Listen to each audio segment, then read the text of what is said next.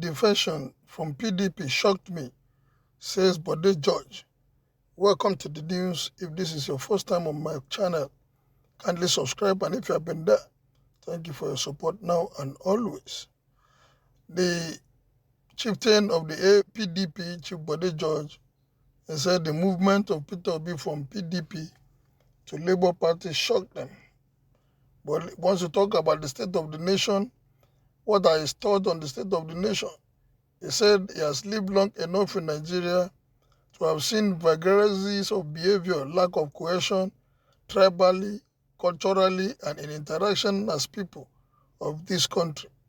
I know that the 1914 amalgamation, the British united us for the purpose of economic interest of that country.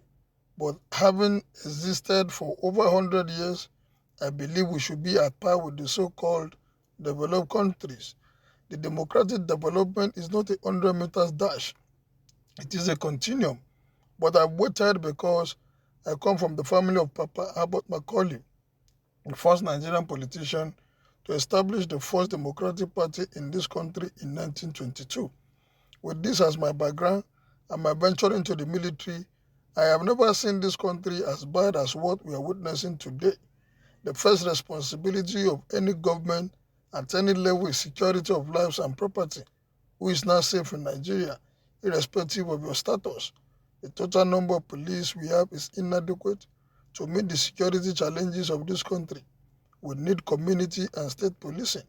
As developed as America is, they are not crazy. They have local government police, state police, and FBI. This is not the time for those who are concerned about our nation to be quiet. I don't want to talk as a politician, but as a Nigerian. I got a bit disturbed when I saw in some parties the kind of candidates that emerged. It gives me heavy heart. Is that the best this nation can produce? He asked. We are heading back into another serious election. The youth must not sit back now. They must get involved because that is the only opportunity they have to make impact in their future. Who did they want to lead them? All these people parading themselves as presidential candidates must tell us the agenda for this country. I listed out areas of major concerns to every committed Nigerian: religious intolerance, insecurity, and tribal intolerance, the system of governance that leads to the need for restructuring. The unemployment of youth must be addressed. The current constitution is fake. It is good for a military organization, not a civilian setup or democracy. It is too centralized, power-centered, and not working for God's sake. And we are not going to reinvent anywhere. How do we now prevent all this? Said the Constitutional Conference of 2014 will have revisited and a view to address the current issue we have. Nothing is working in Nigeria. We have tried it since 1999. Where are we? Everybody is running to Abuja. All resources go to Abuja, after which it is redistributed based on certain criteria. Who has that help? Why can't every state be allowed to work for its own development? There's no point or there's no part of this country that God has not endowed with one major resources or the other, but have they been allowed to tap into those resources? Let's start with those resources, because if you want to survive, you will look for an avenue for money in your state, and you will be held fully responsible if you mismanage those funds. It won't be that your family members are the ones controlling the state and you appropriate everything to yourself. The people will challenge you. The federal government will still be there. A certain percentage must be set aside to maintain the center. Let's bring governance closer to our people so they can have the necessary impact to lift the standard of living. It will become a competition, and there will be regional cooperation too. It appears Nigeria has given up on the present administration, and they are counting days for them to exit. The primaries of the two major parties have produced Atiku Abubakar for PDP and Bola Tinubu for APC. We are from Lagos State, where Tinubu come from. I was a former governor. My thought on this thing is that the silent issue is whoever wants to be the head of this nation is asking Nigerians to trust him. And I've said in my discussion that it is not a matter of third party answering questions for him.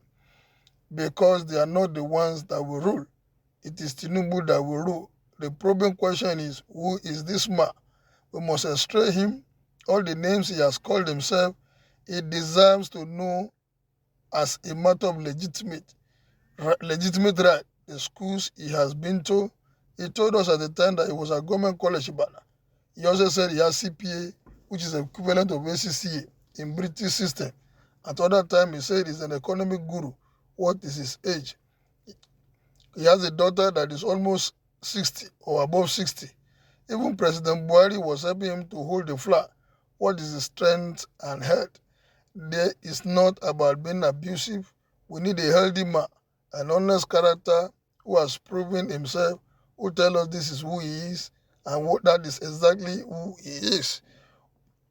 And we don't want somebody that will be carrying bullion van.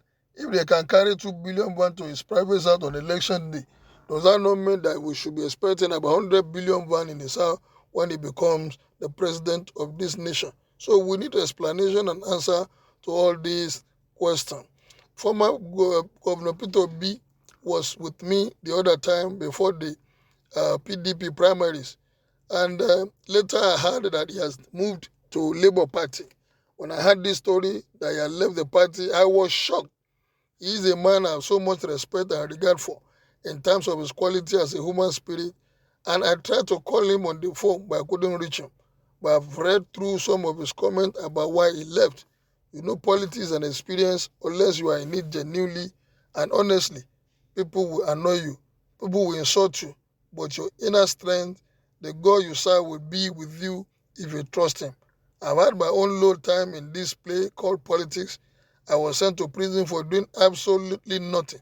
Those who are the conspirators, I call them conflated conspirators.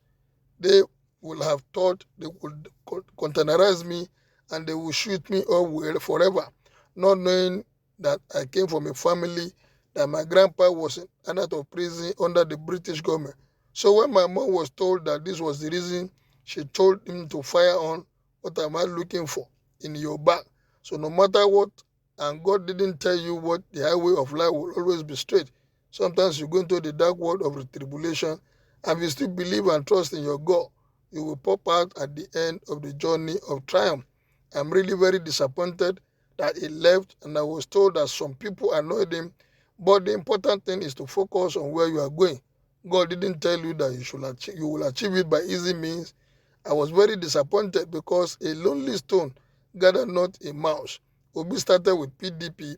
He said somebody angered him and he left for Abga. Some people angered him in Amrambra. Now he has left to join Labour Party.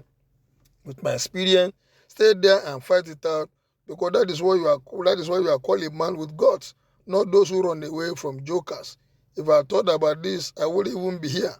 I will be so ashamed of myself. I will be hiding my head. I said I wanted to be chairman. Some people conflated conspiracy, but it didn't bother me, because whatever God has destined to me to be, I will be. Well, that is Bode George, that he was shocked when Obi defected to Labour Party because he was angry. What is your own opinion about him and some comments he made about Tinubu? Kindly make your opinion known as you subscribe to my page. Thank you, good day, and God bless.